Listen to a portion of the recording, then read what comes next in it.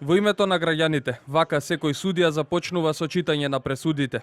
Сепак правдата не секогаш е задоволена. Ова го покажува извештајот на Бирото за застапување на Македонија пред Европскиот суд за човекови права за минатата година, во која е наведено дека земјава изгубила спорови во Страсбур, најголемиот дел за член 6, право на правична судска постапка. Дел од постапките кои ги изгубила Македонија се однесуваат и на членот 14, забрана за дискриминација, но и на членот 3, забрана за мачење. Секоја изгубена пресуда пак паѓа на товар на граѓаните.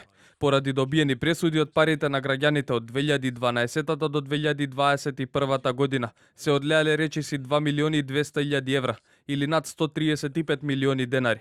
Експертите велат државата мора да ја подмири обврската доколку се докаже дека човековите права биле нарушени. Според поранешната судика во Европскиот суд за човекови права, Маргарита Цаца Николовска, не секогаш вината е во судијата, но доколку се смета дека има одредена одговорност, има инструменти како тоа да заврши пред судскиот совет. Николовска вели иако инструменти има, прашање е колку тие се користат. И во колку државата смета може да поднесе барање до судскиот совет да се испита одредено однесување на судијата, механизми за утврдување на одговорност постои. Каква ќе биде таа одговорност? Дали ќе биде парична, дали евентуално има постапка за надомесна штета заради одговорност на судијата, тоа е нешто кое што во овие постапки ќе се утврди.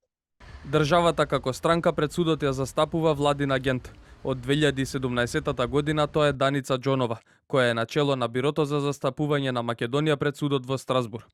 Од институцијата која ја води, Телевизија 24 ги побара податоците од почетокот на 2022 година до сега, но одговор не добивме, со образложение дека информациите ќе ги имаат на крајот на годината, бидејќи тогаш ги подготвувале извештаите, а доколку ги споделат порано би било спротивно на законот. Македонија пак минатата година го задржала 7-то место од 47 земји во поднесени тужби во Европскиот суд за човекови права, над европскиот просек по број на жители, а за граѓани кои својата држава ја даваат пред судиите во Страсбур.